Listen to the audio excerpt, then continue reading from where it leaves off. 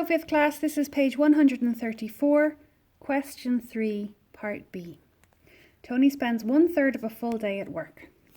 Well, a full day would be 24 hours, and if he spends 1/3 of that, how do I find 1/3 of 24 hours? Well, I divide it by 3. 24 divided by 3 is 8.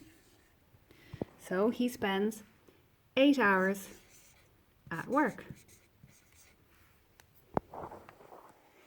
The next part asks us, how long does he spend watching television if he spends 25% as long? That means 25% of the time he spends at work is watching television. So we're looking for 25% of 8 hours. 25% is the same as a quarter. How do I find a quarter of something? I divide by 4. So my 8 hours divided by 4 gives me 2. So my answer is he spends 2 hours watching television.